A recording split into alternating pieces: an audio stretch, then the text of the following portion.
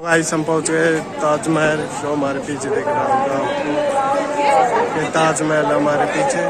India के शहर आगरा में मुगल एम्पायर के आर्किटेक्ट्स का एक ऐसा शाहकार मौजूद है जिसको आज पूरी दुनिया ताजमहल के नाम से पहचानती है। 42 एकड़ पर फैला दूर से ही चमकता हुआ ये मकबरा जहां अपने अंदर खूबसूरती के बागीचे सजाए हुए हैं, वहीं इसके ऊपर गम और उदासी के कई बादल अभी तक मंडला रहे हैं। नाजरीन, लगभग 400 साल पहले बनाई जाने वाली ये खूबसूरत बिल्डिंग जहाँ अपने दौर की सबसे बड़ी और सबसे शानदार बिल्डिंग हुआ करती थी, वहीं आज इसको दुनिया का 7वां अजूबा भी माना जाता है। इस आलीशान स्ट्रक्चर को बनाने में 20,000 मजदूरों ने दिन रात खून पसीना बहाया, और वो भी 1 या 2 सालों तक नहीं बल्कि पूरे 22 सालों तक। अगर आज के दौर में इसकी कीमत का अंदाजा लगाया जाए तो संगमरमर का ये अनमोल मकबरा हैरत अंगेज तौर पे $1 बिलियन यानी 7,500 करोड़ रुपयों से भी ज्यादा महंगा है, क्योंकि इस बिल्डिंग में मुगल आर्किटेक्ट्स ने अपने हुनर की कई ऐसी निशानियां छोड़ी थी जिनकी दुनिया के टॉप इंजीनियर्स भी आज तक तारीफ करते हैं। ताजमहल के वो कौन कौन से राज थे जिनको 400 साल पहले छुपाने की कोशिश की गई थी, और जब उस दौर में कंक्रीट या स्टील ही नहीं हुआ करता था तो आखिर इस आलीशान मकबरे और इस पर मौजूद 40 मीटर ऊंचे डूम को कैसे बनाया गया, ये सब और इससे भी ज्यादा आप जान सकेंगे आज की इस स्पेशल वीडियो में। नाजरीन, ये मामला स्टार्ट हुआ था सन 1607 में, जब इंडिया और पाकिस्तान के इस खित्ते में मुगल एम्पायर का होल्ड हुआ करता था। इस दिन मुगल शहंशाह का सबसे छोटा बेटा शहाबुद्दीन मोहम्मद खुर्रम 15 साल का हो चुका था, और उसी की सेलिब्रेशन के लिए आगरा फोर्ट में एक आलीशान पार्टी रखी गई थी। खुर्रम मुगल शहंशाह को सबसे ज्यादा अजीज था, इसी वजह से इसके हर जन्मदिन पर इसको हीरे जवाहरात और सोने से तोला जाता था, यानी जितना वजन शहजादे खुर्रम का होता था उतना ही खजाना इसके नाम कर दिया जाता था। लेकिन इस जन्मदिन पर कुछ और भी खास होने वाला था। मुगल शहंशाह ने शहजादे खुर्रम की शादी अपने एक वकील की बेटी के साथ कर दी, जिसको मुमताज महल के नाम से जाना जाता है।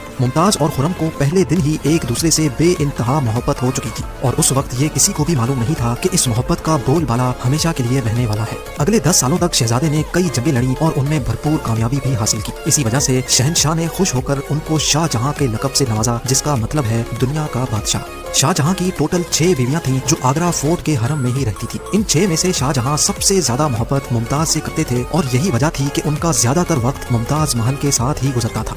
वक्त तेजी से गुजरता जा रहा था, और 4 सालों के बाद यानी 1621 में मुगल शहंशाह अचानक चल बसे। शाहजहां जो पहले ही मुगल एम्पायर में खासा फेमस हो चुका था और जो शहंशाह का चहीता बेटा भी था, 1628 में यानी बाप की मौत के 7 सालों बाद उसने शहंशाह की गद्दी संभाल ली। वो गद्दी संभाले अभी 1 ही साल गुजरा था कि एक बार फिर से मुगल एम्पायर को दुश्मनों का सामना करना पड़ा। अगले 2 साल जंग चलती रही और शाहजहां को इस जंग में भी भरपूर कामयाबी नसीब हुई। लेकिन शाहजहां अभी इस कामयाबी का जश्न मनाते कि उनको एक अफसोसनाक खबर से आगाह किया गया।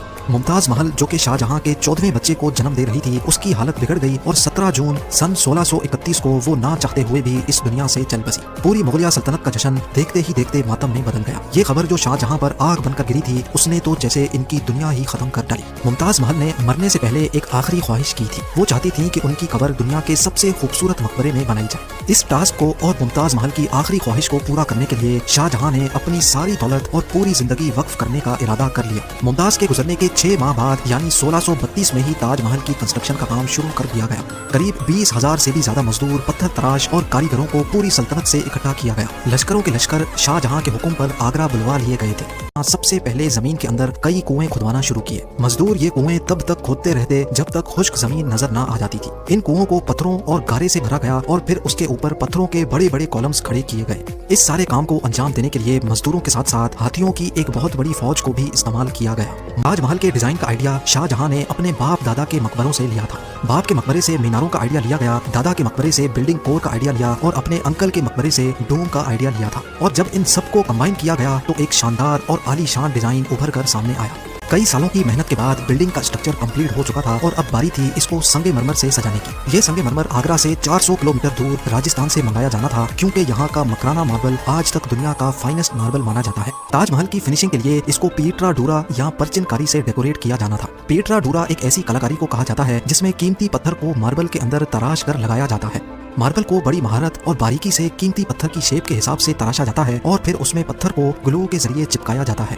ताजमहल पर इस्तेमाल होने वाली ग्लू कोई आम ग्लू नहीं थी। काफी रिसर्च और लेबोरेटरी टेस्ट के बाद मालूम पड़ा कि ये ग्लू शीरा, लेमन जूस और संगमरमर पाउडर को मिलाकर बनाई जाती थी। वही सेम ग्लू आज भी ताजमहल की रेनोवेशन के लिए इस्तेमाल की जाती है। ताजमहल की खास बातों में एक बात यह भी है कि ये दिन में 4 मरतबा अपने रंग बदलता है। सूरज निकलने से पहले ये बिल्कुल ब्लैक शेड देता है, सूरज निकलने के बाद ये लाइट येलो और पिंक शेड देता है, जबकि दोपहर के वक्त ताजमहल की खूबसूरती का नया रुख देखने को मिलता है। नीले आसमान पर जैसे मोती चमक रहा हो, और सनसेट के वक्त ये पूरी बिल्डिंग गोल्डन कलर की दिखाई देती है। पूरे 22 सालों के बाद सन 1654 में ताजमहल की कंस्ट्रक्शन का काम मुकम्मल कर लिया गया। शाहजहां अपनी बेगम की याद में दुनिया का सबसे खूबसूरत मकबरा बनाने में कामयाब हो चुका था। शाहजहां ने इस आलीशान इमारत का नाम अपनी पसंदीदा बीवी की याद में ही रखा। मुमताज महल से इसका नाम ताजमहल रख दिया गया।